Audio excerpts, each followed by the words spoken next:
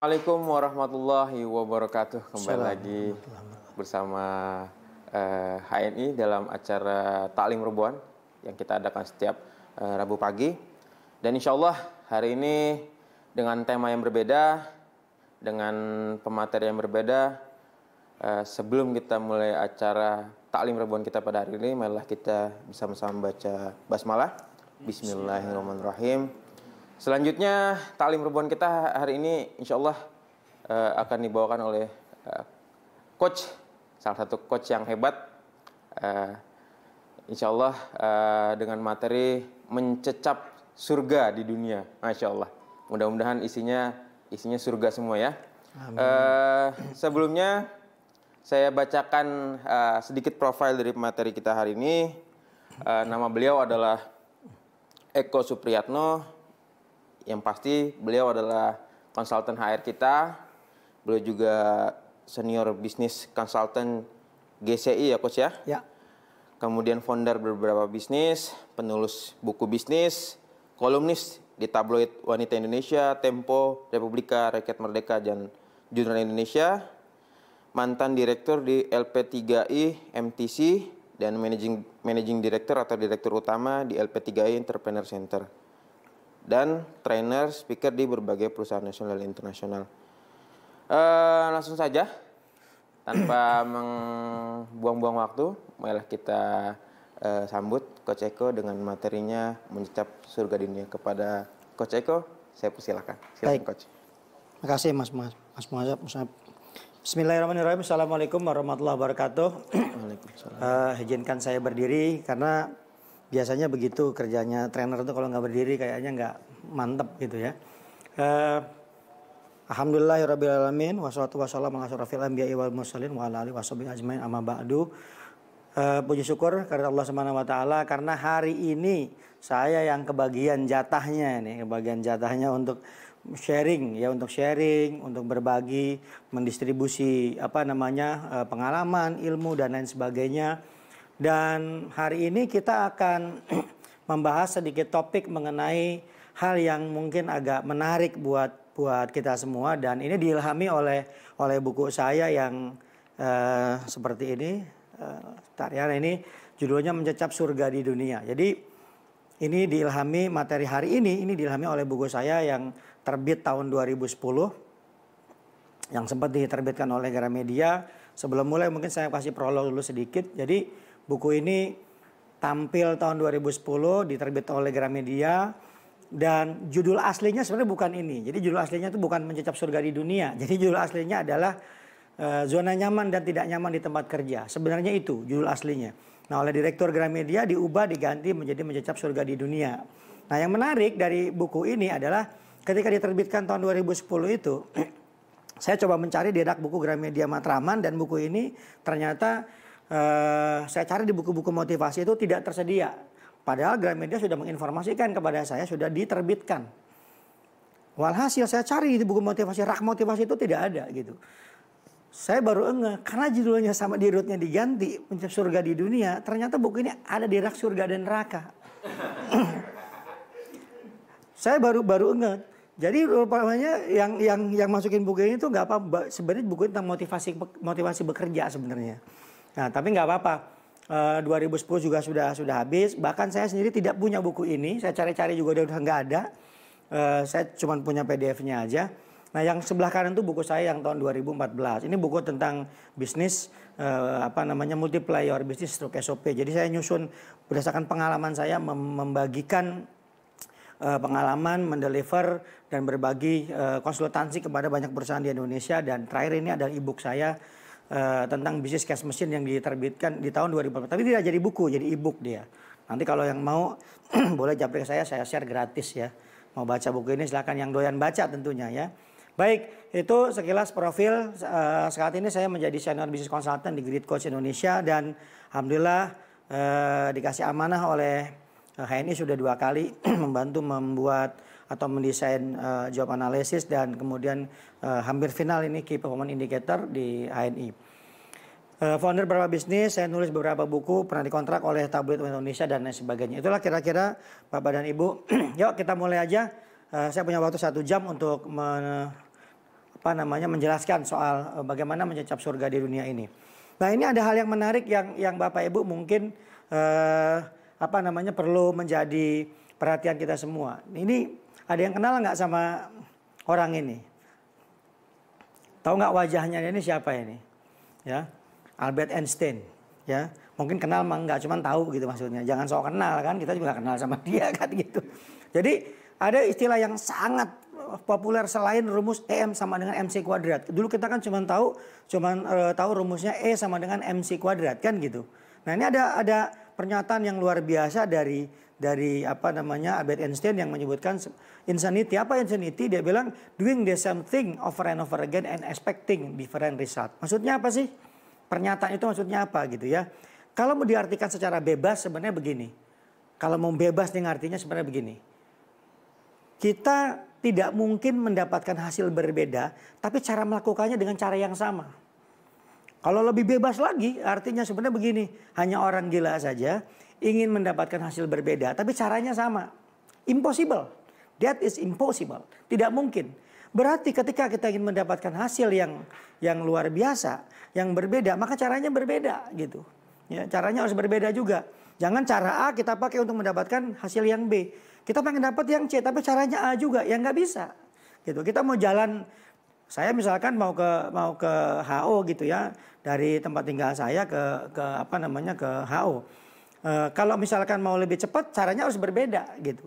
Bahkan kalau pagi hari nyasatin macet dan seterusnya. Jadi artinya caranya berbeda supaya resultnya juga berbeda. Itu disebut dengan insanity.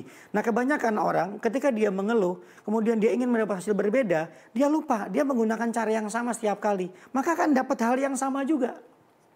Nah, ini disebut dengan insanity. Artinya kalau ingin mendapatkan hal berbeda, maka lakukan cara yang berbeda supaya kita mendapatkan hasil yang berbeda juga. Nah, kepada Bapak dan Ibu manajemen, BOD di HNI, kemudian para leader, agen, distributor dan lain semuanya dan lain sebagainya, maupun teman-teman di manajemen dan di staff. Kalau kita lihat ada yang menarik. Persoalannya adalah tidak semudah mengatakan. Kita mengatakan insanity begitu ya. Kita mengatakan insanity. Kita pengen mendapatkan hasil berbeda. Kita sudah tahu, kita sudah punya knowledge. Kita sudah punya knowledge bagaimana caranya supaya dapat hasil berbeda. Caranya berbeda. Cuma persoalannya adalah ada yang namanya homeostasis. Apa itu homeostasis? Ya, suatu kondisi di mana kita tuh merasa nyaman dengan kondisi kita. Makanya kita tuh mau berubah tuh susah. Kita udah tahu nih ilmunya nih. Oh iya, saya pengen dapat hasil berbeda nih ya. Maka saya harus lakukan cara yang berbeda. Persoalannya adalah kita terlalu nyaman dengan kebiasaan-kebiasaan kita. Kebiasaan keseharian kita. Kebiasaan aktivitas kita. Walhasil apa yang terjadi? Kita selalu gagal untuk memperbaiki diri, untuk mencapai goal-goal yang baru. Mengapa? Karena ini ada yang namanya homeostasis. Kalau Bapak Ibu teman-teman perhatikan di sini. Jadi kita itu ingin berubah tuh susah. Kenapa susah? Paling gampang begini. Ya, mungkin orang yang tidak terbiasa sholat tahajud gitu ya. Kemudian ingin sholat tahajud. Ya, biasa bangun mungkin jam 4:30. Kemudian dia harus bangun jam 3 pagi. Ilmunya dia tahu, knowledge-nya dia tahu. Caranya gampang, nyalain aja alarm. Mungkin gitu. Nyalain aja alarm. Begitu jam 3 dinyalakan alarm. Bunyi alarm itu. Nah, kemudian dia bangun. Bangun dia karena bunyi alarm. Tapi bangun untuk bukan sholat tahajud, tapi untuk apa? Mematikan alarm. Untuk tidur kembali. Berarti level dia baru level knowledge itu. Baru level pengetahuan. Itu gak akan berubah. Baru ngerti cara insanity, baru ngerti cara berubah, tapi tidak berubah. Hasilnya ya tidak akan berubah. Tidak akan tahajud juga gitu. Nah, kenapa orang senang dengan kondisi kenyamanannya? Memang orang berubah itu tidak mudah. Kalau mudah semua orang bisa berubah gitu. Karena itu gimana caranya? Ketika terjadi perubahan paksakan. Dipaksakan supaya bisa berubah. Nah, memang tidak enak sekali. Hari pertama itu sakitnya luar biasa. Hari kedua sakit, hari ketiga sakit. Sakitnya luar biasa. Jadi begitu kita rubah diri kita itu rasanya macam-macam. Dan ada yang namanya alarm di tubuh kita. Alarmnya itu apa? Biasanya itu ada kadang-kadang rasa sakit. Biasanya tuh leher merasa tegang, kepala kita pusing, kadang-kadang perut kita kembung. Sampai titik tertentu kadang-kadang itu demam. Dan kadang-kadang bisa jadi kita akan buang-buang air itu sampai seperti itu. Itu tanda tubuh sedang bunyi alarm. Ketika kita lakukan terus-menerus alarm itu berjalan, lama-lama terjadi kebiasaan. Makanya kalau Bapak Ibu lihat di gambar itu, dari mulai balancing yang pertama, itu kalau misalkan dia gagal homeostasisnya, dia akan mengalami problem yang serius. Artinya apa? Tidak ada perubahan. Tapi yang menarik Bapak Ibu, begitu kita pindah ke tempat yang lain, itu terjadi keseimbangan baru. Makanya ada agak miring, sampai titik keseimbangan yang baru. Nah, terjadilah perubahan di situ. Sama orang yang tidak suka, maka jangan heran kalau ada perokok misalkan dia udah berhenti merokok 1 minggu. Dia merasa sudah bebas. Enggak juga, enggak bisa. Kalau Anda enggak lakukan itu minimal 21 hari berturut-turut, maka tidak berubah. Kalau mau lebih hebat lagi apa? Ya 66 hari lakukan hal yang sama. 66 hari lakukan yang sama setiap kali. Nanti pada hari ke-67 itu akan terbentuk yang namanya myelin. Myelin itu adalah namanya muscle memory, memori otot. Dia akan terbentuk. Ketika terbentuk terjadilah perubahan. Barulah kita dikatakan nanti sampai level tertentu namanya menjadi seorang expert. Mungkin kemarin sudah disampaikan tuh. Di Outliers itu kan disampaikan. Minimal 10.000 jam kalau Anda menjadi seorang expert. Kalau 10.000 jam belum bisa. 10.000 jam itu berapa lama sih kira-kira? Ada yang tahu nggak berapa tahun? Ada yang bilang 4,8 tahun, ada yang bilang 6,8 tahun. Ya 5 sampai 7 tahun lah. Kalau misalkan 8 jam ya mungkin 8 jam sehari lakukan, maka ya 4,8 tahun Anda menjadi expert. Tapi kalau Anda 6,8 jam satu hari, Anda akan sekitar 6,8 tahun. Anda menjadi seorang, atau 4,8 tahun Anda menjadi seorang expert. Jadi tergantung sehari berapa lama kita latihannya gitu ya. Nah itu yang disebut homeostasis. Orang gagal, kenapa orang biasa dalam kondisi kenyamanannya. Orang susah untuk berubah. Dia tahu mau berubah itu caranya berbeda. Ya, tapi dia tidak mau berubah, kenapa? Karena berubah itu tidak enak, menyakitkan dan betul-betul dalam kondisi yang tidak nyaman. Tidak semua orang sukses untuk melakukan perubahan, gitu ya. Nah, di dalam konteks perubahan itu, di dalam konteks homeostasis itu ada yang namanya mindset di dalam diri. Ini ternyata tuh ada 4 setidaknya tuh 4 mindset yang sering kali kita mungkin ada di dalam keempat ini, ya. Salah satunya, yang pertama adalah it won't work. Jadi belum apa-apa, belum berubah, itu udah ngomong, nggak mungkin berhasil. Udahlah, nggak usah macem-macem, bakalan gagal kok gitu. Itu mindsetnya udah ngomong seperti itu tuh, ya seperti itu. Maka pasti ketika kita sudah bilang it won't work, itu udah ngirim tuh ke alam bawah sadar kita. Begitu sudah terkirim ke alam bawah sadar kita, maka pasti fail, pasti gagal. Ini pengalaman pribadi, ya. Ini pengalaman pribadi. Yang kedua, ada orang yang punya mindset begini. Dia bilang, let's just see. Ya, saya lihat dulu deh. Ya, kalau tadi pertama kan betul-betul udah bicaranya, nggak mungkin lah. Nggak mungkin jadi, nggak mungkin sukses, nggak mungkin berhasil. Itu yang pertama. Yang kedua itu apa ngomongnya itu? Yang kedua, itu let's just see. Ya, saya lihat dulu lah. Saya lihat dulu. Nah, yang ketiga ini lebih bagus lagi nih. Yang ketiga apa? Let's just give. Ya, let's just give it a try. Artinya apa? Saya mau coba deh. Lalu yang pertama udah pasti bilang ini pasti gagal. Yang kedua saya lihat-lihat dulu. Yang ketiga ada orang yang mindsetnya itu saya coba. Kalau yang ketiga itu bisa berhasil, bisa juga gagal. Kalau dia coba gagal, kalau memang di homeostasisnya dia bisa lawan, maka dia bisa sukses. Tapi kalau homeostasisnya dia gagal, maka dia akan balik lagi ke yang nomor 1. Itu pasti seperti itu tuh. Siapapun dia pasti akan seperti itu, Bapak dan Ibu. Nah, yang keempat yang paling keren. I'm committed to and willing to give 100%. Saya akan berikan nih komitmen saya, perhatian saya, kesungguh-sungguhan saya tuh 100%. Nah, Bapak Ibu kalau ini kita lakukan, maka kita akan menjadi expert. Tapi mana ada expert tuh 1 tahun. Mana jadi expert tuh 1 bulan. Nggak ada ceritanya. Ya, kalau kita ngeliat orang udah jago tuh kan udah jadinya gitu. Kalau kita tahu Ronaldo jago nendang itu, karena Ronaldo sejak kecil juga memang nendang bola setiap hari. 1 hari mungkin 7-8 jam dia nendang bola gitu. Jadi kalau misalkan saya pernah melihat ada orang yang nendang bola itu masuknya bukan ke gawang, Bapak dan Ibu. Masuknya kemana? Masuknya itu bukan ke gawang, tapi masuknya itu ke salah satu jendela mobil yang dibuka. Dan mobil itu jalan loh. Bayangkan ya, mobil jalan. Ada sebuah jendela, itu bisa masuk tuh bola ditendang dalam radius 200 meter. Bola itu bisa masuk. Kira-kira kalau kita masuknya sekali, mungkin kita akan katakan, oh kebetulan. Sekali. Tapi ini bolak-balik masuk terus ditendang. Masuk terus. Artinya apa itu? Dia sudah jadi apa? Jadi expert. udah jadi ahli. Jadi mobil berjalan jarak 200 meter bisa masuk ke jendela mobil yang berjalan.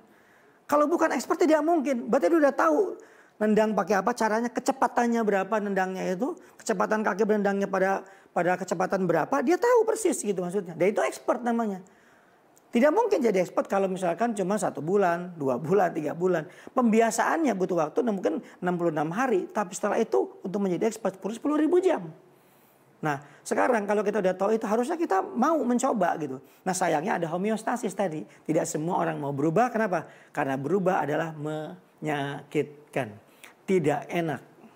Makanya tidak semua orang mau berubah. Karena berubah itu tidak disukai. Nah dalam konteks itu maka sekarang akhirnya kita bicara, oh kalau gitu supaya nyaman, apa nggak nyaman, di mana sih posisinya gitu ya. Ini juga diilhami oleh buku yang saya tulis. Jadi itu pun buku saya tulis itu diilhami oleh berbagai peristiwa dalam hidup saya dan hidup orang lain gitu ya. Nah kalau kita lihat, selama ini kita berpikir, oh kalau jadi pengusaha itu enak, nyaman. Ada yang bilang, oh enggak, jadi karyawan dapat gaji tiap bulan. Faktanya saya ketemu banyak orang, banyak sekali, udah ribuan orang saya ketemu itu. Ada karyawan yang merasa nyaman, tapi ada karyawan tidak merasa nyaman. Ada pengusaha yang nyaman, ada pengusaha juga yang tidak nyaman. Apa yang terjadi? Saya ketemu beberapa mantan karyawan, kemudian dia keluar dari pekerjaannya. Setelah itu, setelah 1 bulan dia tidak mendapatkan penghasilan, 2 bulan, 3 bulan, dia balik lagi. Sebaliknya ada pengusaha yang bingung ketika harus menggaji karyawannya. Karena perusahaan sedang bermasalah, apalagi di masa pandemi seperti sekarang. Nah, jadi sebenarnya kalau mau kita lihat dalam konteks nyaman tidak nyaman itu bukan pada soal kategoris. Soal apakah kita profesi sebagai apa, ya. Kita bisa nyaman dalam kondisi apapun kalau kita masuk ke zona ilahiyah. Itu pasti nyaman. Apapun profesi Anda, apapun profesi Bapak dan Ibu itu pasti nyaman kalau kita masuk ke zona ilahiyah. Apa itu zona ilahiyah? Zona di mana kita itu bekerja itu pertama itu banyak intrinsic motivationnya. Jadi motif intrinsiknya itu lebih dominan. Bekerja karena ingin berbuat sesuatu, bekerja karena pengen membuktikan memberikan yang terbaik, bekerja karena memang saya yakin bisa, bukan karena external factor, misalkan karena bonus ya, karena itu external factor semua tuh, external factor semua, misalkan kendaraan dan lain sebagainya, tapi bekerja karena merasa ingin memberikan yang terbaik ya. Jadi pernah satu ketika saya memberikan satu materi training tentang customer service excellence di satu rumah sakit di Samarinda itu. Ada yang itu curhatnya, nanyanya tuh isinya curhatan semua. Ngomong curhat semua. Dan itu jelekin perusahaan. Kerjanya jelekin perusahaan aja. Dari pertanyaan pertama sampai terakhir itu pokoknya curhat tentang perusahaan semua. Saya bilang, Anda pernah nggak dalam suatu pekerjaan itu nggak digaji dalam perusahaan? Oh enggak. Saya bilang, saya pernah bekerja dan saya pernah nggak digaji itu, saya tetap jalan. Saya ingin membuktikan ketika kita dikasih amanah, itu kita berikan yang terbaik sampai tuntas, gitu. Bukan karena pengen dipercaya sama orang, bukan. Itu mah cuma efek saja. Tapi karena dorongan internal kita, motif internal kita itu kita dorong sampai ke situ. Nah ketika itu kita lakukan pasti nyaman, gitu. Itulah yang saya lakukan gitu ya. Untuk supaya apa? Supaya kita tuh kerja tuh nyaman sampai tuntas kita kerjakan, sampai selesai betul-betul apa yang terbaik yang bisa kita berikan. Itu kata kuncinya. Maka ketika kita melakukan itu pasti kita akan kerja nyaman dimanapun, apapun profesi Anda pasti nyaman. Dan ini sudah saya lakukan dan kemudian banyak orang juga lakukan. Jadi kesimpulannya Bapak dan Ibu, tentram atau tidak tentram sebenarnya, nyaman atau tidak nyaman di tempat kerja atau dimanapun kita berada, sebenarnya bukan persoalan kategoris. Bukan persoalan di mana kita bekerja, tetapi pada nilai ajazi apa yang kita pakai dalam bekerja. Itu kuncinya sebenarnya. Kalau itu yang kita pakai, insya Allah kita kerja akan nyaman. Apapun profesi kita, mau jadi seniman, mau jadi karyawan, mau jadi YouTuber, mau jadi tenaga di bidang marketing, HR, accounting, media, di bidang IT dan lain sebagainya, pasti akan merasakan nyaman. Logistik, produk, apapun pasti akan nyaman. Itu kata kunci yang pertama. Jadi bukan pada kategorisasi, tapi pada nilai azasi apa yang kita pegang. Nah itu insya Allah membuat kita lebih nyaman.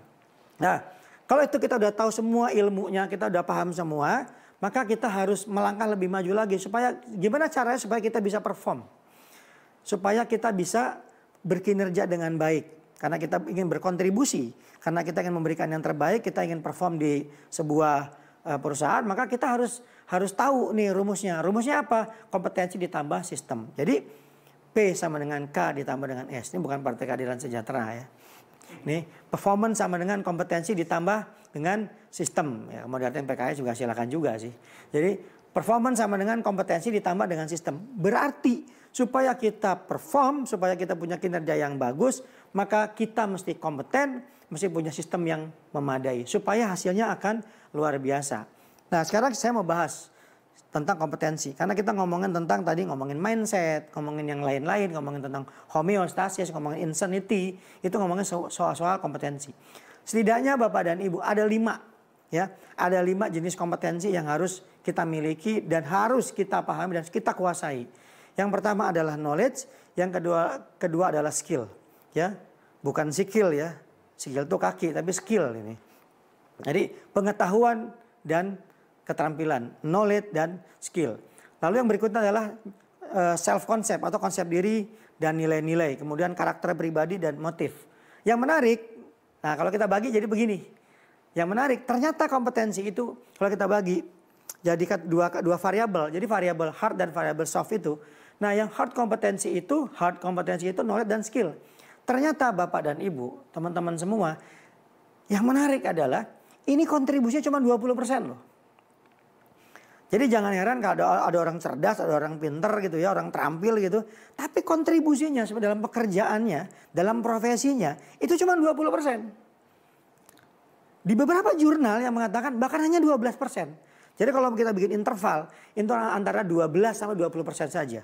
Sepinter-pinternya dia, seterampil-terampilnya dia, itu cuma 20% kontribusinya. Lalu sisanya apa? Soft kompetensi, motif, karakter, value, dan self concept. Ini yang nanti akan banyak kita bahas di slide-slide selanjutnya. Jadi kalau kita pengen sukses itu kata kuncinya adalah di soft kompetensi. 80% atau 88% itu menyumbang terhadap kesuksesan kita. Nah ini yang akan kita breakdown lebih banyak. Maka jangan heran kalau ada orang-orang yang misalkan dia lulusan universitas terbaik, masuk ke sebuah institusi usaha atau lembaga usaha atau perusahaan begitu ya. Kemudian nggak lama misalkan seminggu, 2 minggu, sebulan, 2 bulan dia udah keluar lagi. Karena dia merasa saya kerja dimanapun gampang kok. Coba banyak tuh pelamar-pelamar baru gitu datang ke perusahaan, kemudian diterima pekerja, nggak lama tuh sebulan, 2 bulan dia pindah karena merasa gampang dapat kerjaan gitu. Padahal itu dia kalau dia paham, itu kalau dia bolak-balik seperti itu tanda dia bermasalah.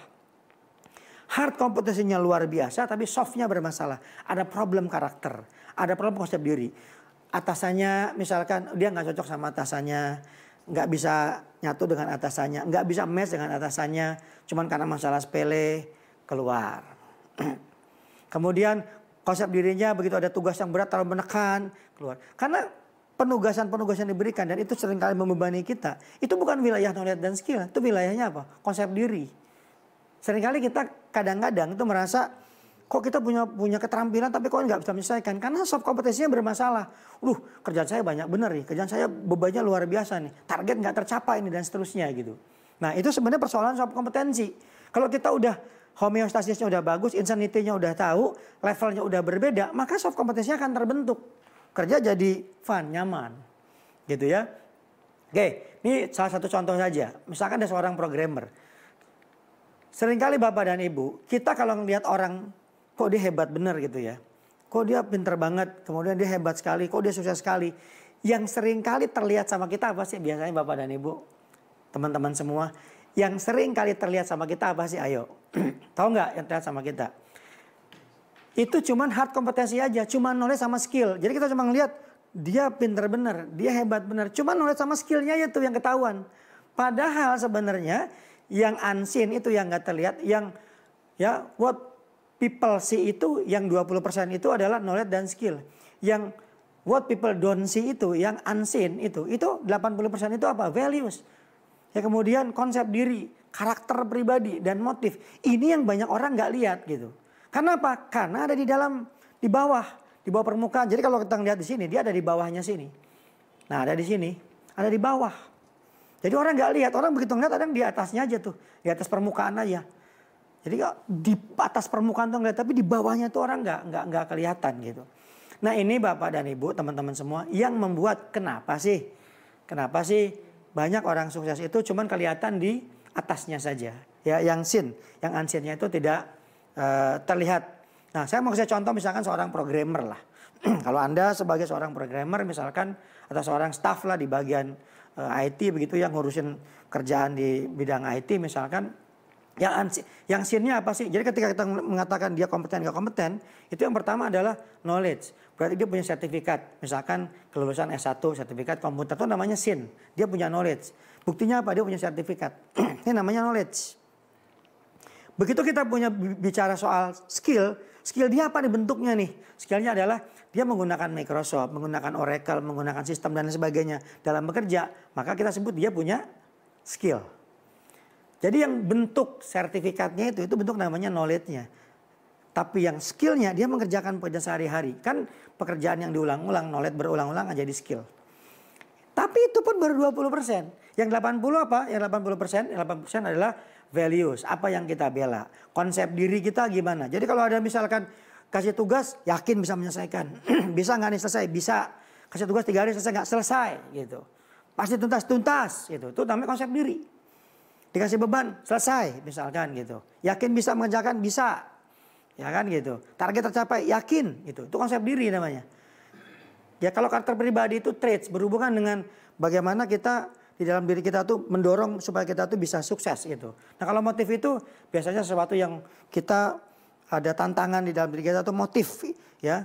Apa kita mengerjakan sesuatu itu didorong oleh apa? Ya kalau nggak internal biasanya ada eksternal ya biasanya begitu.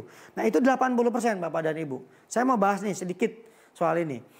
Nah yang menarik ketika kita ngebahas soal kompetensi ini kita bisa bagi dari 4 kuadran ini, 4 sel ini, 4 kotak ini.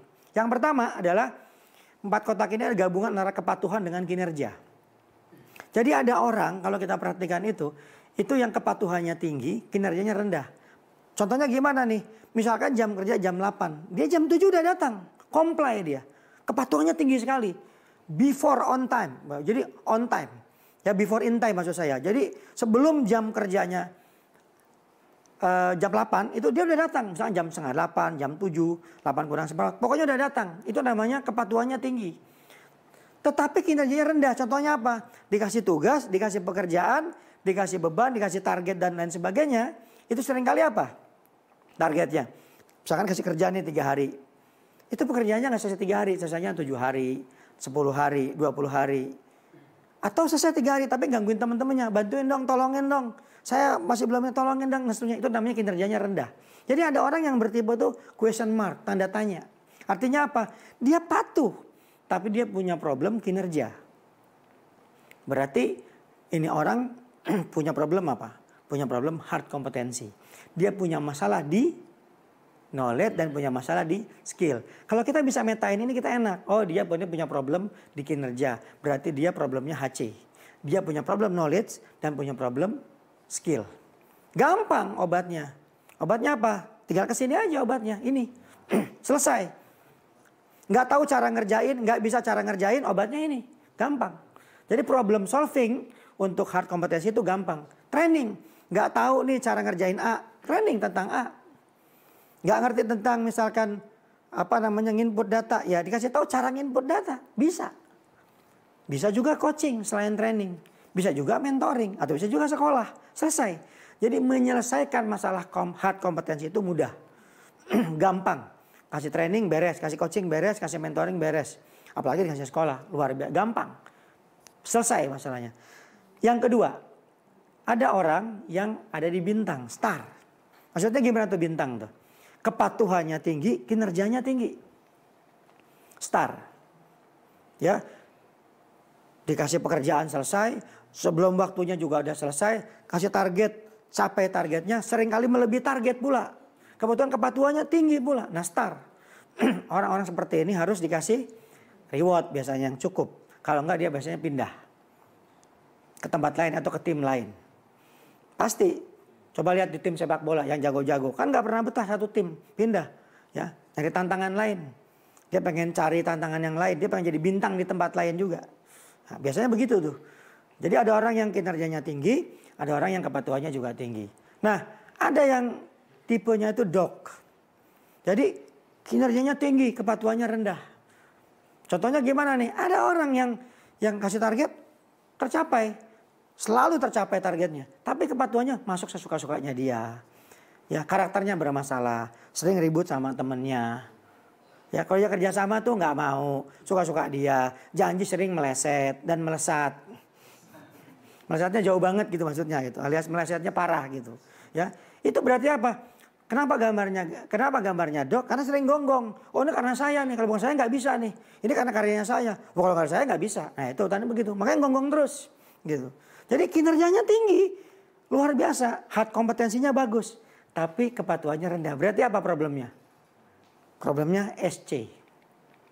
Nah, karyawan yang sifat atau orang-orang yang sifatnya SC itu berarti perlu ada obatnya. Obatnya apa? Yang pertama adalah konseling. Yang sakit bukan pengetahuannya, yang sakit bukan skillnya, tapi yang sakit jiwanya. Maka perlu dikonseling dia. Ya, dikonseling. Konseling itu efektif buat orang-orang yang mau dikonseling. Tapi seringkali ada orang-orang yang dikonseling itu begini. Diajak bicara, diajak diskusi gitu kan. Masuk kuping kanan, keluar kuping kiri. Masuk kuping kiri, keluar kuping kanan. Itu alhamdulillah sempat masuk kuping. Yang lebih parah ada lagi EGP. Emang gue pikirin, gak masuk, mental terus tuh. Diomongin. Maka konseling tidak akan efektif. Satu ketika Bapak dan Ibu teman-teman semua. Saya punya problem yang serius soal SC ini. Satu soal kedisiplinan. Saya punya masalah serius di situ. Ya, saya ingat betul. Selepas saya lulus dari pasca sarjana S2 di Tugu Tani di PPM sana itu tahun 1999 itu saya punya problem yang sangat serius soal kedisiplinan. Ya, jadi saya masuk kerja terlambat. Atasan saya baiknya luar biasa pokoknya. Someday mungkin dia udah nggak tahan juga kali kan. Akhirnya saya diajak bicara, saya dipanggil ke dalam ruangan beliau itu, kemudian saya diajak bicara. Kalau yang lain sih atasan mungkin nggak tahu ya, tapi dia lebih bijak. Dan atasan saya ini itu tahun 99 lah, saya ingat banget tuh, 1999 bulan Agustus atau bulan September, saya lupa, antara Agustus sampai September gitu. Nah kemudian saya dipanggil masuk ke ruangan, diajak bicara. Dia ngomong gini sama saya, Pak Eko, usia saya waktu itu masih 28 tahun, masih imut-imut lah. Sekarang sudah amit-amit gitu ya. 28 tahun masih muda lah ya. Terus kemudian gini, saya bicara gini, Pak Eko masih muda, young, smart, dia bilang gitu. Satu lagi nih Pak Eko, kalau Pak Eko itu disiplin, Pak Eko akan jadi orang hebat. Kata-kata itu sampai hari ini nih, sampai saya ngobrol, sampai saya bicara di depan Bapak dan Ibu dan teman-teman, itu saya nggak pernah lupa. Dia ngomong begitu sama saya. Satu lagi nih Pak Eko, kalau Pak Eko itu satu nih disiplin itu, Pak Eko akan jadi orang hebat. Dan kontribusi dia dalam hidup saya itu besar sekali. Dia ngomong begitu sama saya. Terus saya pikirkan, kan benar juga ya. Saya tuh kerja di mana-mana tuh diterima. Tempat sini diterima. Saya pernah kerja di Astra diterima. Saya di mana-mana diterima. Tapi nggak pernah lama. Kalau tadi saya bilang itu nggak pernah lama tuh saya cita diri saya sendiri lah, nggak usah orang lain. Gitu. Saya gampang. Jadi mana-mana diterima. Diterima. Gaji lumayan. Diterima. Tapi saya nggak pernah betah lama-lama. Problem saya itu tadi soal kedisiplinan masalah betul gitu. Nah. Akhirnya satu ketika saya pelan-pelan berubah. Dan akhirnya benar yang dia bilang itu. Terus pertanyaannya kan ada banyak orang nih. Tadi mungkin saya di konseling saya berubah. Tapi kan ada banyak orang yang di konseling tadi itu EGP. Emang gue pikirin. Kalau udah begitu gimana? Ya nggak akan efektif. Tapi kan harus selesai masalahnya. Maka cara kedua adalah sistem. Nah, sistem akan membentuk yang namanya apa? Mielin. Apa itu mielin? Mielin itu adalah muscle memory atau memori otot. Jadi gimana formulanya? Dipaksa, terpaksa, bisa, terbiasa, habit, sampai jadi culture. Jadi artinya Bapak dan Ibu, kalau kita menyelesaikan masalah di konseling itu tidak selesai, maka pasti dengan ini selesai. Dipaksa menjadi terpaksa. Dipaksa sama-sama sistem. Yang tadinya nggak ada rule, jadi rule. Ya kemudian jadi aturan. Yang tadinya mungkin tidak ada sistem, jadi pakai sistem. Maka mau nggak mau, itu akan terpaksa dia. Akan terpaksa. Akhirnya apa? Setelah terpaksa menjadi bisa. Setelah dia bisa akhirnya terbiasa. Akhirnya apa? Jadi kebiasaan, jadi habit baru, akhirnya jadi kultur, jadi budaya baru. Dan kalau cuma persoalannya Bapak dan Ibu teman-teman semua, ya manajemen, BC, kemudian para leader, agen, HNI dan yang lain-lainnya. Kalau sampai level ini bukan level bulanan, apalagi level mingguan atau level harian. Sampai ke level ini membutuhkan waktu, takes time dan komitmen. Tadi saya bilang insanity tadi itu. Ya, contoh misalkan saya mau kasih contoh kepada Bapak Ibu semua. Itu Wika itu ketika menerapkan satu sistem yang namanya Kaizen ya atau continuous improvement system itu butuh waktu itu 7 tahun. Itu di anak perusahaannya. 7 tahun baru sukses. Setelah itu terbentuk kemudian di copycat atau di copy paste ke holding company-nya. Adira Finanto ketika membuat satu sistem yang namanya balance scorecard itu 5 tahun. 2003 dia bikin 28 sukses. Tapi kinerjanya meningkat 5 kali lipat. Bluebird itu waktu bikin sistem itu 4 tahun. Business Process Management. Anaknya pulang dari Amerika kemudian terapkan BPM namanya Business Process Engineering. BPR maksud saya. Business Process Engineering kemudian 4 tahun. Nah, bagaimana dengan teman kalau pribadi kita mau merubah itu? Tadi saya bilang minimal 66 hari paksain sampai berubah. Nanti mielinya terbentuk, muscle memorinya. Kalau udah terbentuk akhirnya jadi terbiasa, ringan melakukannya. Maka akan terbentuk namanya good habit. Kalau good habit udah terbentuk, maka kita ngapa-ngapain jadi gampang. Nah, begitu kita lihat orang-orang sukses itu sebenarnya karena ini. Sayangnya kita cuma lihat, oh dia punya knowledge, dia punya skill. No. Itu cuma 20%. Bahkan namanya cuma 12%. Tapi karena soft kompetensi dan ini karena sampai level habitnya dia. Sampai level expert dia. Tadi saya bilang sampai level 10.000 jam udah dia lakukan. Maka dia menjadi seorang expert. Nah oke. Dari sana sekarang kita bahas nih soft kompetensi lebih dalam. Value. Kita bahas lebih dalam soal value. Ini menarik. Karena tanpa kita tahu ini nanti kita akan nggak tahu cara melakukannya. Value. Apa itu value? Gampangannya value itu apa sih? Value itu secara simpel ya kalau kita artikan adalah apa yang kita bela. Apa yang kita bela itu namanya value. Jadi apa sih nilai-nilai yang kita percayai? Misalkan integritas, kejujuran, keikhlasan, value.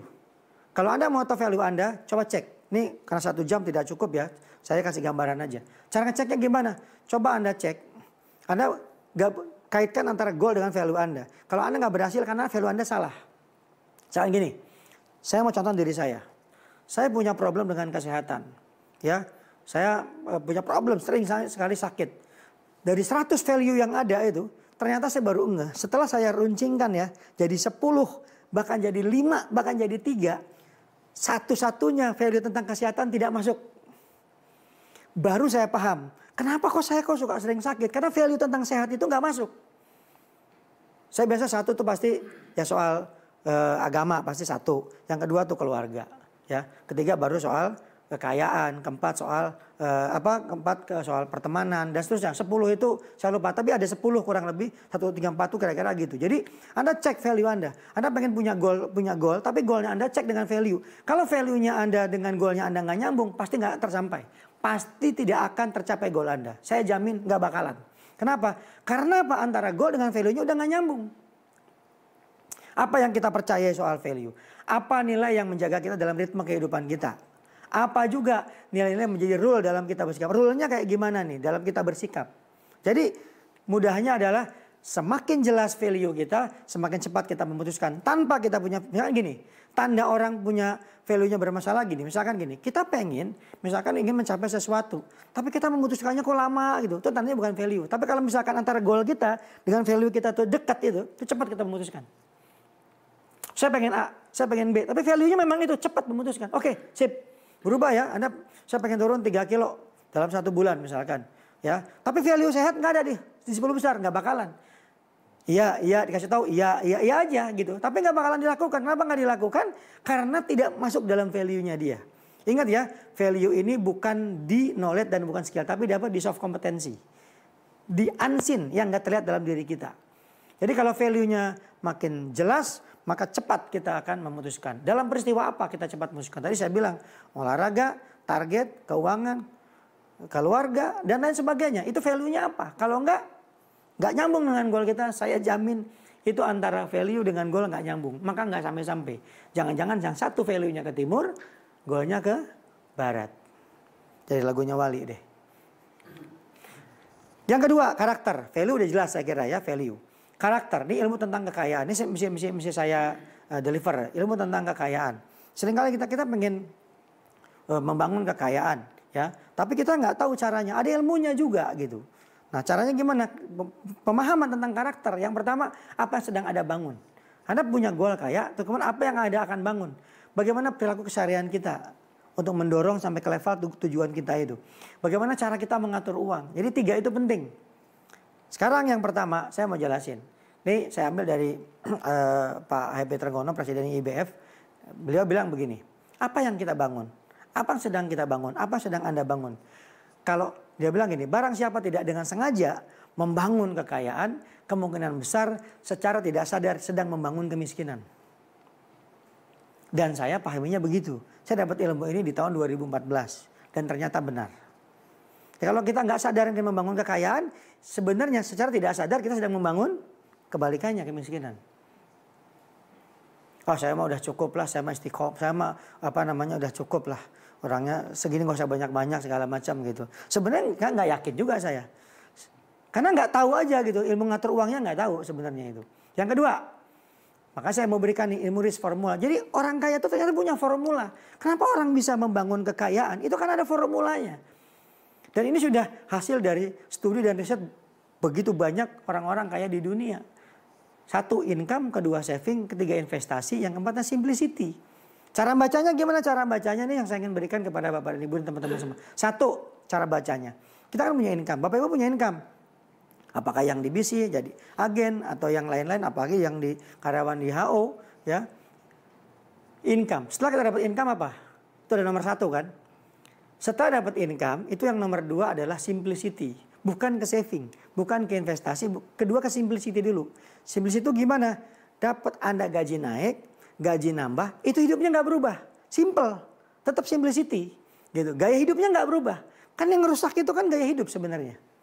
Yang merusak kita itu income naik, jadi gaya hidupnya lebih naik daripada income kita, itu merusak kita itu.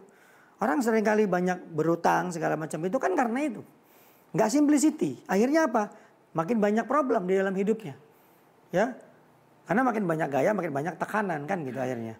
Jadi income itu kemudian setelah dapat income maka kita harus simplicity. Setelah simplicity gimana? Nggak berubah. Makanya kata Pak Ciputra itu, Pak Ciputra itu almarhum itu dia bilang kalau misalkan tandanya orang kaya itu adalah dia pendapatannya itu jauh melebihi pengeluarannya. Seberapapun pendapatannya dia. Tapi ada orang yang pendapatannya semakin bertambah, pengeluarannya jauh lebih bertambah. Jadi problemnya bukan soal pendapatan, tapi soal gaya hidup simplicity itu sebenarnya. Setelah kita simplicity, maka kita saving, kita tabung. Nah kan keajaiban uang itu salah satunya itu di pertambahan uang itu. Kemudian saving, baru kita investasi. Jadi muter di situ aja. Orang kaya kerjanya kayak gini aja. Dia punya income-nya itu gaya hidupnya nggak berubah. Kan kalau di ini biasanya kan Januari atau Februari itu. Kalau misalkan dia dapat bonus, ya banyak teman-teman yang belum punya motor beli motor nggak apa-apa sih, tapi yang udah punya motor belinya 2, terus 3, 4 gitu motornya. Ini mau dagang motor bagaimana saya bilang gitu. Jadi akhirnya merasa dapat terus, tahun depan dapat lagi.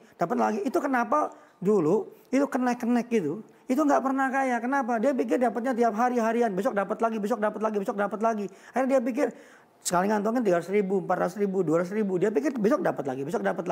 Akhirnya gaya hidupnya begitu. Akhirnya nggak berubah. Sampai tua tuh nggak berubah gitu. Kenapa? Karena nggak simplicity. Dihabiskan income-nya. Nggak simplicity gitu. Nah setelah simplicity kemudian kita saving. Saving berapa? Nanti kita lihat di formulanya. Baru kita ngomongin investasi. Investasi berapa banyak? Ya nggak usah banyak-banyak, 10% aja. Pak saya kan kerja. Ya bisa investasi paling gampang. Ya misalkan paling gampang ya, kalau misalkan ada juga terlibat misalkan di perusahaan, kemudian yang paling gampang apa selain nabung, paling gampang apa? Ya investasi apa? Ya paling gampang ya emas, misalkan gitu. Taruh aja emas, diemin juga pasti naik. Bisa beli tanah, udah itu investasi namanya, pasti naik. Saya pernah beli emas tuh harga 300.000, kemudian 3 tahun sampai 4 tahun kemudian tuh naiknya jadi 800.000. Nggak diapa-apain gitu. Nggak diapa-apain. Jadi artinya itu nyari yang nggak usah yang aneh-aneh. Pasti nanti bisa menjadi kayak tanpa harus berpusing-pusing ria. Nah, yang kedua, untuk membangun karakter itu adalah bagaimana perilaku keseharian kita. Jadi makan gorengan itu nggak mungkin terserang stroke kalau kita makannya nggak setiap hari tanpa ukuran. Oh, jangan banyak makan gorengan nanti kolesterol. Ya kalau makannya sekali nggak apa-apa. Tapi kalau sehari dari pagi sampai sore ya gorengan terus, ya stroke gitu. Ini kan perilaku, soal behavior. Soal behaviornya kita gitu loh. Jadi karena stroke itu anak pagi sampai sore, sampai pagi lagi ya gorengan. Sebulan, 2 bulan, ya numpuk lama-lama, ya stroke. Gitu, pasti. Tapi kalau misalkan makan sekali boleh nggak? Boleh. Gitu. Artinya gini, maksudnya gini, kalau kita mau belanja, kita punya uang, ya boleh sesekali. Tapi jangan ya belanja terus gitu maksudnya. Jangan konsumtif terus. Ya nggak mungkin bisa simplicity, nggak mungkin bisa saving, nggak mungkin bisa investasi. Gitu ya. Yang ketiga adalah, nah ini contohnya, poor people attitude. Ini contoh orang-orang yang attitude-nya itu miskin. Contohnya gimana? Dia punya income, dia punya expense. Ya ini kayak akuntansi lah. Ini teman-teman sebenarnya ada akuntansi mungkin di sini kan ada income, ada expense. Ya, yang sebelah kiri aset, yang sebelah kanan liability. Ya. Nah orang-orang yang punya attitude contoh seperti ini atau poor people ini, contohnya apa? Yaitu dia fokusnya ke spending. Pengeluaran, dapat pengeluarin, dapat beli sesuatu, dapat itu. Ini udah jadi attitude loh. Ini soft kompetensi loh, bahaya loh. Jadi ini problemnya bukan income. Problemnya adalah problem mindset di spending.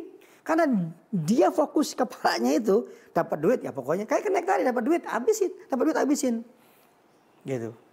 Nah, maka nggak mungkin Anda bisa taraf hidupnya naik, nggak mungkin, impossible.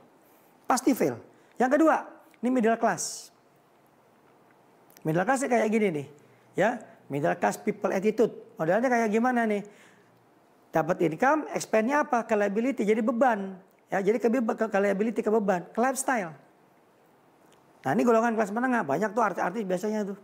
Yang kayak begini. Atau golongan kelas menengah lainnya. Rela beli mobil bagus, mobil yang luar biasa bagus, tapi untuk berutang. Berutang dia. Begitu terjadi pandemi kemarin kan banyak tuh. Yang pontang-panting akhirnya kan dia harus dikembalikan lagi. Udah harga mobilnya turun, harganya jatuh, income-nya drop gitu kan. Itu lifestyle. Jadi fokusnya pada lifestyle, gaya hidup. Kalau tadi fokusnya apa? Spending, ini lifestyle. Lifestyle-nya luar biasa gitu. Tapi bebannya luar biasa sebenarnya. Cuman dia karena memang harus jaga image, jaim ya mau nggak mau seperti itu. Lifestyle aja dijagain gitu. Akhirnya babak belur gitu. Ya. Nah, yang ketiga yang mungkin kita harus lakukan adalah yang ini. Rich people attitude. Rich people attitude ini adalah dia income-nya fokusnya kepada investing, kepada investasi. Untuk sampai ke level ini tadi saya bilang Anda mesti paham ilmu rich formula. Itu formula kaya, semua orang kaya melakukan itu. Anda mesti paham ilmu investasi. Tadi saya bilang paling gampang. Caranya gimana? Begitu, jadi gini, Anda udah kasih tahu nih, tapi nggak simplicity, nggak bisa. Tadi saya bilang, Anda udah knowledge, udah punya skill, tapi Anda nggak lakukan, nggak bisa. Makanya 10%, caranya begini. Ya, dia bilang untuk menjadi kaya itu harus tahu ilmu mengelola uang. Siapapun dia, ya. Jadi menjadi kaya bukan sekedar seberapa banyak uang yang kita milikin, tapi bagaimana cara kita mengaturnya. Itu kuncinya. Ya. Dan ini golden rules on money management. Jadi kita mesti paham ilmu yang namanya tuh money management. Gimana cara kita mengelola money management itu? Ingat giving, dapat duit, giving dulu ya. 10% lah dari income. Sedekah maksudnya. Sedekah, infak, ya. Itu 10%. Kemudian saving, minimal 10%. Dari saving ini baru kita bisa nanti bisa investasi. Yang ketiga untuk family secukupnya. Ya. Nah, sisanya mau bersenang-senang, misalkan senang-senang maksudnya begini ya. Gunakan misalkan pengen jalan, pengen makan yang disukai, misalkan makanan kesukaan atau pergi ke tempat-tempat yang kita sukain, itu nggak apa-apa. Jadi tapi betul-betul itu di manage gitu maksudnya gitu loh. Ya. Di manage, dikelola, diatur dengan benar gitu. Nah kalau udah bisa begitu, tapi untuk sampai ke level itu apa tadi saya bilang? Saya bilang tadi apa? Harus memahami yang namanya tadi homeostasis. Harus memahami yang namanya simplicity. Sampai level simplicity nggak cukup pemahaman, tapi apa? Sampai level apa? Kebiasaan atau jadi habit. Tanpa memiliki habit itu, maka tidak akan bisa kejadian seperti ini. Oleh karenanya, Bapak ini buat teman-teman semua, kita masih punya waktu sekitar 15 menit lagi untuk menyelesaikan materi saya ini. Nih, rahasia orang-orang kaya itu sebenarnya ngerjain ini aja. 3 ini deh kuasain. Dah pasti kejadian. Insya Allah akan begitu. 1, memahami ilmu tentang kaya. Income, dapat income apa? Hidupnya jangan banyak gaya, jangan banyak simplicity saja. Kemudian dijadikan saving, investasi terus begitu. Kemudian yang kedua, berperilaku, mempunyai karakter, attitude kaya. Gimana? Kalau dapat income itu fokusnya pada investasi, bukan pada spending, bukan pada lifestyle. Dan yang ketiga adalah bisa mengelola uang. Setelah dapat uang itu selain investasi, selain spending untuk tabungan dan sebagainya itu untuk investasi, kemudian kita giving, kita saving dan seterusnya. Maka ketika putaran ini kita lakukan itu lambat laun. Itu Anda menjadi seorang yang kaya. Bahkan mungkin bisa nggak nyangka gitu. Oh ternyata bisa ya gitu ya. Cuman gara-gara giving 10% saja, cuman gara-gara saving 10% saja dan Anda investasikan itu bakal luar biasa hasilnya. Apapun profesi Anda. Mau jadi agen, mau jadi karyawan, ya, yang duduk di middle management, yang di top management, kemudian yang di staff, dan semuanya ini bisa, sangat bisa gitu maksudnya. Sangat bisa. Jadi kesimpulannya adalah di wealth tracking sheet itu growth and contribution is the mother of passion. Jadi kata kuncinya adalah pertumbuhan dan kontribusi itu adalah ibunya daripada kesabaran. Jadi what you can measure, you can manage. Apa yang bisa Anda ukur, Anda bisa atur, Anda bisa kelola. Berarti apa? Ilmu sampai ke level sana, pertama ngerti ilmunya, kedua punya keterampilan sampai ke sana. Ingat, sampai level expert tadi berapa? Saya bilang 10.000 jam sampai expert. Antara 4 atau 5 sampai 7 tahun lah kurang lebih sampai ke level itu. What you can measure, you can manage. Apa yang bisa Anda ukur, Anda bisa kelola. Kalau Anda nggak bisa, what you cannot measure, you cannot manage. Nggak bisa diukur. Ya, nggak bisa kita manage juga. Berarti kesimpulannya apa Bapak dan Ibu teman-teman semua, para leader, BC, kemudian agen, teman-teman HNI, di manajemen, staff dan semuanya. Berarti sukses itu kuncinya 1, sama dengan iman ditambah strategi. Itu kuncinya. Ya. Jadi kita masih yang tadi saya ceritakan semua tuh ngomongin strategi semua tuh. Strategi semua. Ya. Yang soal iman silakan bisa cari banyak yang sudah bicara soal itu. Jadi sukses, mau kaya, mau bahagia itu rumusnya ini. Nikmat itu ada syaratnya, harus siap berkorban karena ada homeostasis. Enggak semua orang untuk berpindah ke tempat yang lain, target yang lain, tujuan yang lain, goal yang lain itu dengan mudah. Dia tahu, oh saya bisa begini, saya yakin bisa. Tapi dia nggak mau berubah. Karena melewati fase sampai dia berubah itu akan terjadi homeostasis. Ya, alarmnya berbunyi, kepalanya pusing. Ya, tenggorokannya kadang-kadang sakit, lehernya kenceng, nggak bisa tidur, kadang-kadang nggak enak makan. Itu pasti begitu, macam-macam. Kalau saya kebetulan alarm saya itu kalau saya mau berubah itu, alarm saya itu biasanya itu saya nggak bisa tidur, sama kadang-kadang maaf ya, saya biasanya buang-buang air. Kalau saya, tapi ada orang lain yang dia kepalanya pusing, lehernya kenceng, perutnya kembung. Ada juga yang kayak gitu. Jadi itu alarm tubuh akan sebenarnya sedang berubah. Sayangnya ketika berubah kita balik, kita nggak terusin. Gitu. Akhirnya apa? Nggak berubah akhirnya. Ya, insanity-nya nggak terjadi. Ya, goalnya nggak terjadi, new goalnya nggak terjadi, new targetnya nggak terjadi, gitu ya.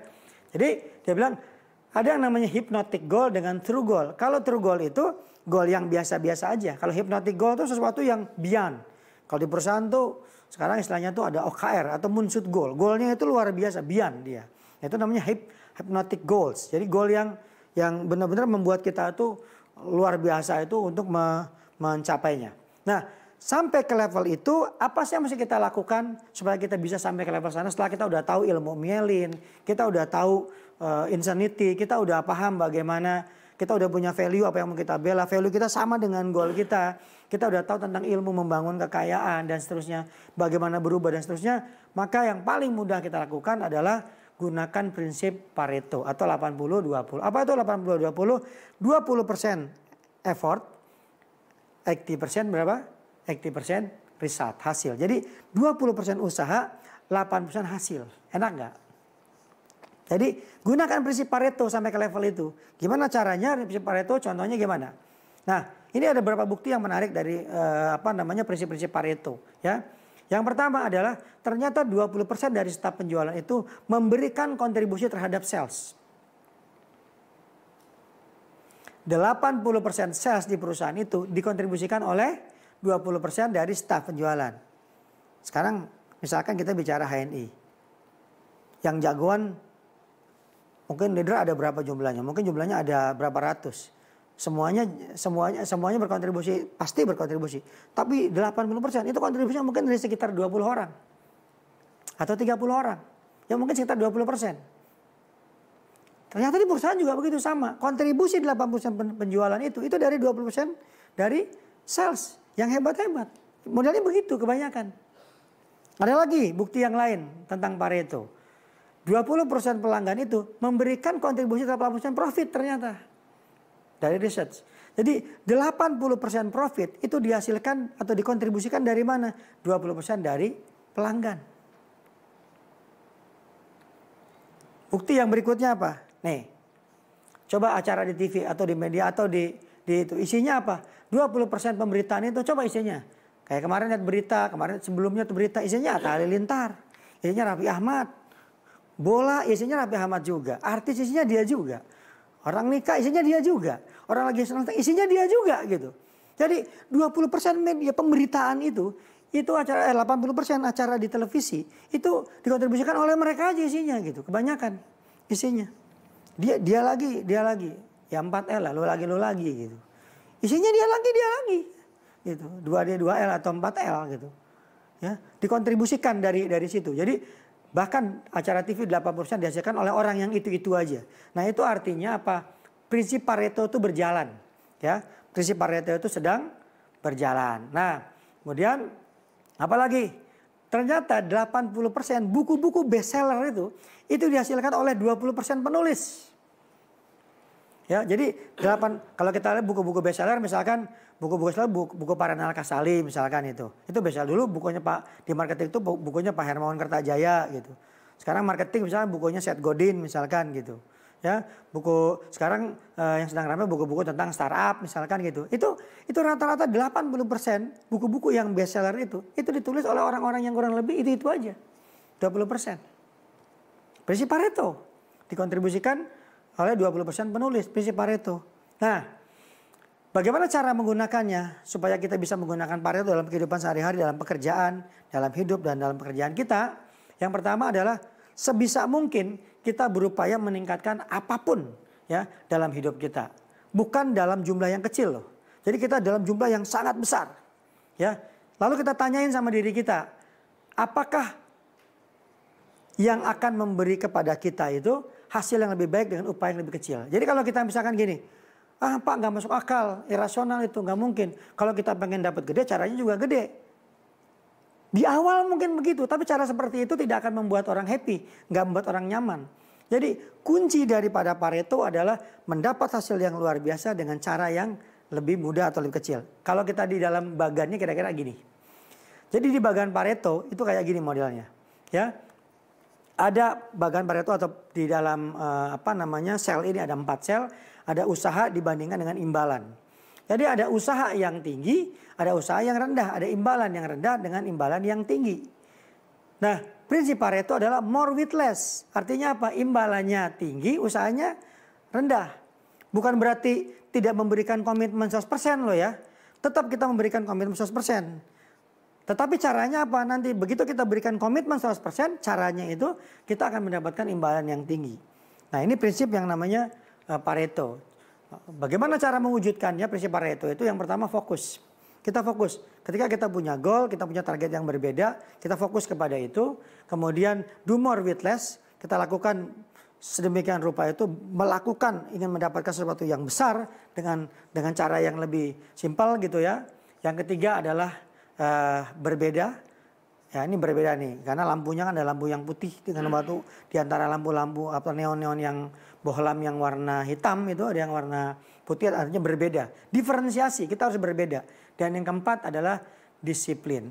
Pahami tolong kata disiplin ini dengan kata-kata yang begini. Disiplin itu ada 3. Singkat dari OPT, orang disiplin, maka pikirannya disiplin dan tindakan disiplin. Dengan kata lain, tindakan disiplin itu dipengaruhi oleh pikiran yang disiplin, pikiran disiplin tergantung karakter atau orang yang disiplin. Oleh karena itu yang terakhir adalah be an expert. Jadilah seorang ahli. Sampai ke level ahli, dari novice sampai ke expert, itu ingat hukum 10.000 jam. Antara 5 tahun sampai 10 tahun. Maka Anda akan menjadi seorang yang luar biasa. Dan itulah yang saya sebut dengan mencecap surga di dunia. Terima kasih, mudah-mudahan bermanfaat semua buat teman-teman semua, Bapak dan Ibu, PC, agen HNI, kemudian karyawan, manajemen dan semuanya. Jika ada yang benar, semoga ini menjadi ada manfaatnya buat Bapak Ibu, menjadi amal jariah. Dan jika ada yang kurang, mohon dimaafkan. Lebih kurangnya billahi taufiq wal hidayah. Assalamualaikum warahmatullahi wabarakatuh. Waalaikumsalam warahmatullahi wabarakatuh. Masya Allah, itu materi coaching yang luar biasa dari Coach Eko. Langsung aja kita ke sesi tanya jawab. Sebelum kita ke chat, ini ada pertanyaan pribadi dari saya nih, Coach. Ya, silakan Mas Muhammad. Yang pertama kan tadi kita sudah bahas terkait spend more money untuk investasi, saving dan lain-lain. Ya. Yang pertama pertanyaannya, bagaimana untuk kalangan middle class yang misalnya uangnya hanya cukup untuk keperluan kebutuhan sehari-hari atau rumah tangga sehingga dia bisa investasi. Ya. Itu yang pertama. Yang kedua, apa alarmnya? Karena tadi coaching yang ngebahas alarm.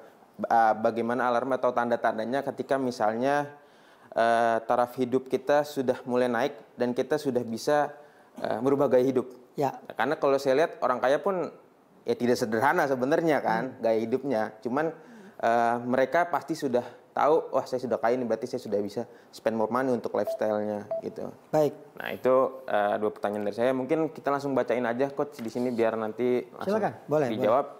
Tadi pertanyaan saya 2 pertanyaan ya Coach ya. Langsung ini dari satu lagi dari BOD kita, Bu Rini Suwanti. Coach mau tanya, kalau budget sangat minim untuk investasi, bagaimana prioritas investasi leher ke atas? Maksudnya kepala, gimana maksudnya? Ya. Investasi leher ke atas ya. Yang kedua, dari Warehouse. Bismillah, Assalamualaikum Coach, Waalaikumsalam warahmatullahi wabarakatuh. Bagaimana dengan seorang yang skill dan kepatuhannya middle atau setengah-setengah? Ya. Adakah caranya untuk memperbaiki orang tersebut? Kemudian dari Yusuf Arifin, jika boleh materi, ini siap nanti kita share. Siap. Jadi 4 pertanyaan Coach kira-kira. Baik, makasih. Saya duduk aja lah ya. Iya, silakan Coach. Makasih Mas Muhammad. Jadi gini, yang pertama, bagaimana orang yang punya pendapatannya itu tadi bahasanya middle gitu ya. Satu, rubah gaya hidup dulu. Kita hanya cukup untuk gaya untuk kebutuhan rumah tangga misalkan gitu. Cek lagi, bikin list. Bikin list dulu. 1, 2, 3, checklist. Setelah itu kita lihat, ada nggak hal-hal yang sebenarnya itu jangan-jangan sebenarnya itu kita pakai lebih. Contoh gini, saya sering katakan begini. Ada orang yang kenapa ada orang yang punya income 5 juta 1 bulan, itu mempunyai sisa, tapi ada orang yang punya 50 juta sebulan, itu nggak punya sisa. Ada masalah di mana coba sebenarnya? Bukan di income-nya kan berarti kan, tapi di simplicity-nya, di lifestyle-nya. Di fokusnya kepada spending atau lifestyle atau investasi gitu.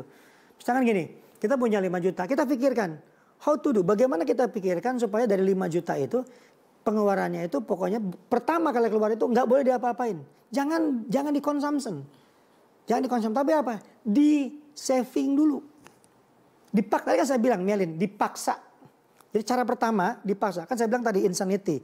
Kita nggak bisa mendapatkan hasil berbeda kalau caranya sama. Tiap bulan dapat gaji, caranya sama gitu lagi. Ya nggak bisa. Harus, kan udah tahu ilmunya nih, harus berbeda. Lalu kita paksakan. Tadi kan dipaksa, terpaksa. Gaya hidupnya yang tadinya gaya hidupnya 5 juta, jadi 4 juta bisa nggak? Atau 10% saja, dari 5 juta kan cuma 500.000. Berarti jadi 4,5 juta. Jadi jangan dipakai dulu yang 10%, itu kita saving. Bikin tabungan yang berbeda, jangan dipakai buat yang lain-lain. Udah, paksain di situ. Paksain. Karena fakta membuktikan, banyak studi yang membuktikan dan ternyata banyak yang berhasil. Saving di situ. Kemudian saving, kalau kita misalkan karena kita bekerja, Yang paling gampang adalah investasi di emas saja, paling simpel. Beli aja 1 gram itu kan sekarang 900 sampai 1 juta lah kurang lebih yang emas batangan. Kumpulin 2 bulan 1 gram. 4 bulan 2 gram. Itu investasi yang nggak usah diapa-apain juga akan naik gitu. Walaupun katanya itu hedging. Sebagai pagar. Jadi artinya yang pertama, paksakan gaya hidupnya itu ketika kita dapat income itu jangan dikonsumsi dulu, tapi langsung masukin ke rekening yang lain, jangan dilihat-lihat, jangan diingat-ingat, didiemin aja. Tapi begitu 2 bulan, misalkan tadi 5 juta, 500 ribu, 10%, jadikan belikan emas. 1 itu. Itu nanti kaget deh pokoknya, jadi itu kok bisa, bayangin ya kalau 500 ribu, berarti 2 bulan 1 gram emas. Berarti 1 tahun berarti berapa itu? 6 gram. 6 gram. 3 tahun itu 18 gram. Itu bukan lagi 18 juta loh nanti itu. Itu bisa jadi udah 25 30 juta. Tahu-tahu begitu umur kita mungkin udah 50 tahun, 60 tahun, tahu-tahu kita punya 100 gram atau punya jangan-jangan 1 kilo, kita nggak tahu. Itu banyak orang yang nggak sadar di situ. Itu keajaibannya uang sama keajaiban investasi di situ. Jadi tidak kita beli 18 juta, ntar 18 tahun lagi, 5 tahun lagi 18 juta nilainya. Tidak, nilainya luar biasa. Luar biasa. Tinggi sekali. Saya sudah mengalami itu. Gitu. Saya beli 300 ribu dan saya jual dari 3-4 tahun kemudian itu. Saya pernah punya emas itu 2 kilo. Dari beli nabung emas itu. Saya beli 20 gram, 30 gram, saya beli 50 gram. Sampai saya kaget. Punya sampai 2 kilo saya beli. Gitu. Nah, akhirnya waktu itu saya caranya gimana? Saya beli rumah dengan emas. Saya beli mobil dengan emas. Saya beli mobil, kemudian jadi emasnya tidak saya jual. Saya gadai, uang gadai emas itu, kemudian saya beli mobil. Waktu itu ada beli mobil seharga 400 juta lah ya, per juta. Kemudian setahun masa saya ada penghasilan dari konsultan, dari training dan lain-lain, dari investasi yang lain itu, saya bayar 1 tahun, emasnya kembali sama saya, harga emasnya naik, mobilnya dapat. Dan itu bisa Anda lakukan gitu. Yang jadi masalah kan seringkali kan nggak begitu. Saya bangun rumah pun begitu, sama. Saya bangun rumah begitu modelnya. Ya, saya gadaikan emas saya misalnya 2 kilo gitu kan, kemudian saya bangun rumah. 2 tahun 3 tahun kemudian emasnya kembali, emasnya udah naik, rumahnya jadi, tetepatin kan begitu. Dan itu bisa gitu maksudnya gitu. Nah jadi itu yang pertama. Jadi yang pertama adalah begitu dapat uang gajian, jangan uangnya itu dipakai konsumsi. Tapi digunakanlah uangnya untuk apa? Tabung di tempat rekening yang berbeda. Dan siapkan untuk beli investasi. Misalkan emas. Misalkan gitu loh. Ya. 1. Tadi kedua. Pertanyaan tadi kedua. Tanda-tanda. Gaya hidupnya berubah. Bisa gini. Misalkan gaji naik nih dari 5 juta. Nah, HNI ini kan baik banget nih naikin gaji terus saya lihat ini. Kan lagi pandemi dia naikin gaji. Orang nyungsep dia naikin gaji kan HNI. Luar biasa. Masya Allah HNI ini. Jadi begitu dia naik gaji anggaplah jadi 6 juta saja gitu ya. Yang terjadi selama ini 5 juta. Pengeluarannya 5 juta. Begitu 6 juta pengeluarannya 7 juta. Itu gaya hidup berubah. Berubah. Misalkan beli motor nyicil. Akhirnya pecicilan kita itu. Gitu. Mendingan kalau mau beli motor itu saran saya tabung emas, kemudian begitu emasnya dapat segala macam itu beli motor secara cash, emasnya digadaikan. Caranya begitu, nanti dengan gaji cicil pembayaran segala macam, emasnya dapat, motornya dapat, gitu mendingan. Gitu. Tabung dulu, tapi tabungannya jadiin emas, itu paling gampang gitu ya, paling gampang. Ya, kalau mau di saham syariah juga ya silakan, tapi itu juga saham-saham dijamin aja, ntar juga naik sendiri. Misalkan taruh saham syariah, dijamin aja 5 tahun, 10 tahun ntar juga naik sendiri. Gitu. Tapi kalau mau yang kita pegang ya emas yang paling gampang. Nah itu pertanyaannya Mas terjawab ya. Yang kedua pertanyaan dari tadi misalkan yang bagaimana yang misalkan setengah-setengah antara kepatuhan dengan ini. Ya kembali kepada target diri kita. Kalau kita punya target mau jadi apa? Kita mau jadi apa? Tadi kan ada pertanyaan kan yang setengah-setengah. Ya kita mau jadi apa? Tergantung diri kita. Kalau kita mau berubah ya harus berubah diri kita. Karena nggak berubah nggak ada perubahan. Kan tadi saya bilang ada insanity. Ya. Kita pengen berubah tapi caranya sama. Ya nggak bisa, caranya harus berbeda. Ya, yang tadinya pengen rajin beribadah, paksain tahajud, ya tahajud, paksain duha. Yang tadinya sedekahnya cuman misalkan kalau masukin kotak amal 2.000, ya pengen kaya 2.000 sedekah susah lah saya bilangin gitu. Ya paksain gimana caranya tuh? Ya 50.000 masukin Jumatan gitu misalkan. Yang tadinya sedekah subuh nggak ada, masukin sedekah subuh, maksudnya berubah gitu. Dan itu latih. Kan semua butuh latihan sama jadi expert sedekah gitu loh. expert tahajud, expert dua, jadi expert itu. Dan itu terus menerus sampai 10 jam Anda udah latihan, udah ringan melakukan apapun gitu. Begitu pula di pekerjaan, di keahlian, di keterampilan sama. Harus kita udah tahu konsepnya kan, pengen berubah caranya beda. Begitu caranya beda, nggak semua orang bisa. Kalau semua orang bisa, orang nggak jadi orang hebat semua dong. Kan nggak semua orang nggak semuanya orang hebat. Kenapa? Karena nggak semua orang bisa berubah. Gitu. Berubah itu menyakitkan. Nah, level alarm itulah sebenarnya sedang bunyi, cuman ketika bunyi balik lagi. Itu persoalannya. Kita nggak terus terusin aja. Sakit nggak apa-apa, menderita nggak apa-apa, sampai level di mana kita akhirnya sakitnya berkurang, menderitanya berkurang, akhirnya kita sukses pindah ke tempat yang baru misalkan gitu. Nah itu, terus yang kedua tadi misalkan mau investasi, ada pertanyaan dari Bu Rini, kalau budget sangat minim untuk investasi, bagaimana investasi layar? Nah yang pertama investasi bisa investasi layar ke atas pengetahuan. Saya pernah ikut sertifikasi coach. Saya waktu itu pernah investasi properti, kemudian investasi properti saya itu di Aceh tidak berjalan dengan lancar. Alhamdulillah tahun 2014 uang saya kembali. Begitu uang saya kembali itu 200 juta waktu itu saya kasih uang buat masukin dana ke patungan properti itu. Kemudian begitu tidak baik, alhamdulillah uangnya balik lagi ke saya 200 juta. Anda tahu waktu itu saya dihadapkan pada pilihan, apakah saya harus sekolah ngambil doktor ataukah saya investasi yang ngambil sertifikasi sebagai coach. Pilihan saya kalau saya ambil S3, pertama duitnya mungkin cukup tapi agak ngepres. Yang kedua saya pilih ngambil sertifikasi ya bersama Coach Rahmat. Saya ambil harganya berapa Anda tahu sertifikasi itu? 115 juta 5 hari. Dan saya untuk ambil itu. Padahal duit segitu-segitunya 200 juta saya ambil 115 juta. Waktu itu $11.000 masih 11.500. Ya. Jadi kurang lihat sama yang lain tuh 115 juta. Cuman 4 hari setengah. S3 tuh 5 tahun, ini 5 hari, 115 juta, saya ambil. Kan kalau orang mikir gendeng kan gitu, kok orang mau ambil itu ngapain, tapi saya ambil. Tapi apa yang terjadi begitu saya investasi di situ, dalam 2 tahun, payback-nya itu, ya payback periodnya tuh 2 tahun, IRR saya tuh naiknya luar biasa. Saya dapat uang tuh 2 miliar, menjadi coach, menjadi konsultan di beberapa perusahaan. Saya dapat sertifikasi, saya bayar total 150 juta lah saya habis uang untuk ngambil sertifikasi dan lain-lain itu. Dalam 2 tahun itu, setelah saya ngambil sertifikasi, saya dapat uang tuh 2 miliar gitu maksudnya. Dari situ, jadi artinya itu namanya investasi dari leher ke atas. Nah kita pilih-pilih sesuai dengan target dan tujuan kita. Kalau mau yang agak slow ya tadi saya bilang mungkin investasi emas. Caranya gimana tadi saya bilang cara mainnya itu kalau mau beli sesuatu itu jangan dijual. Ya, jangan nyicil sampai emas aja. Jadi emasnya digade, hasil gade itu buat beli barang. Kemudian kan kita punya tabungan tetap. Jadi kalau buat karyawan itu aman sebenarnya. Yang nggak aman tuh kalau misalkan kayak saya waktu itu kan saya nggak punya pendapatan tetap. Tapi saya tetap berpendapatan.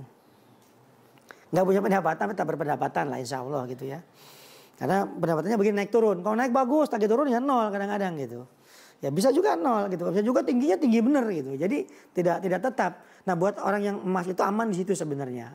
Jadi tergantung. Jadi tergantung lagi. Simplicity. Selalu simplicity. Gaya hidup. Kemudian saving, investasi. Belajar. Lama-lama pasti akan meningkat. Pasti gitu. Terus apa lagi pertanyaannya?